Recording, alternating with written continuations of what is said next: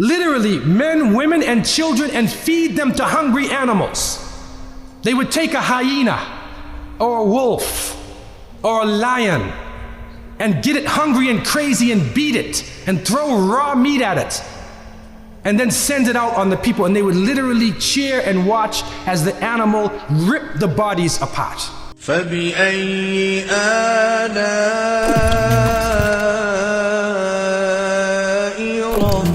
رَبِّكُمَا تُكَذِّبَانِ.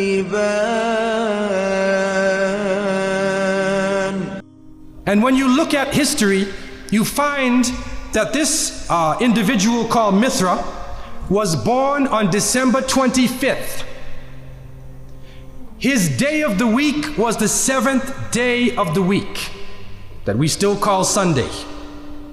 He was supposed to be the son of the sun god himself, and they had a special sacrament made up of bread and wine, and they would make this drink during this time, and supposedly he died for the sins of the people.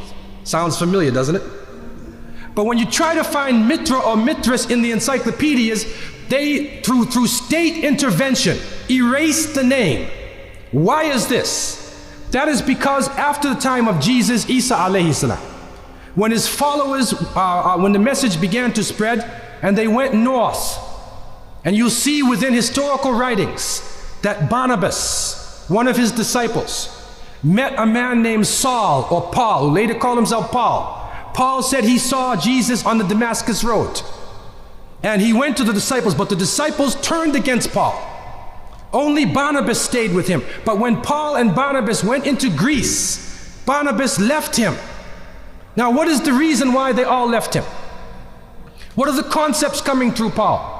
Many people say, well, they left him because he was Saul before, and he used to torture the early followers of Isa alayhi salam.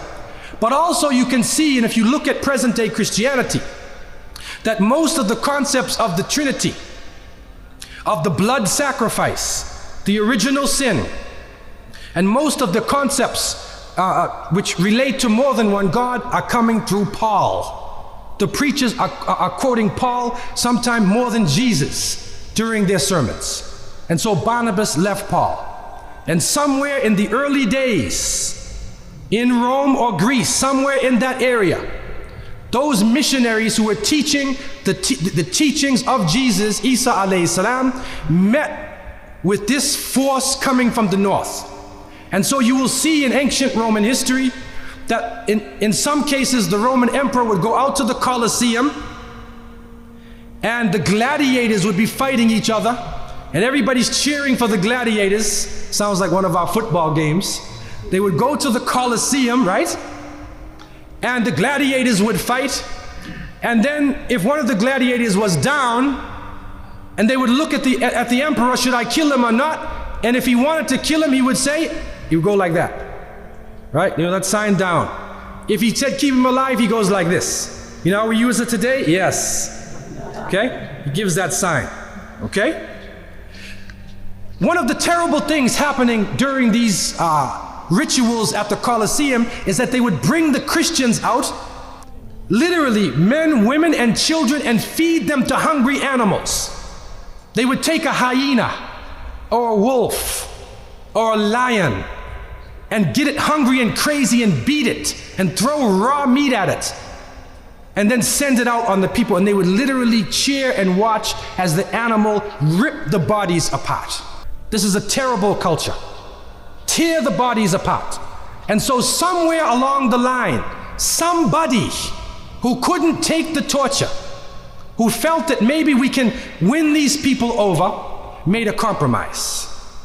And you start to see changes going on from the early part of the Christian era in Southern Europe, where the major ceremonies held by the nature worshiping people are combined with Christian names and Christian ceremonies, and therefore what comes forth to us is a mixture with the two streams coming together, where you get a monotheistic name or a monotheistic character with a pagan ceremony. And so the mixture of this together is what is giving us the present day holidays that we see.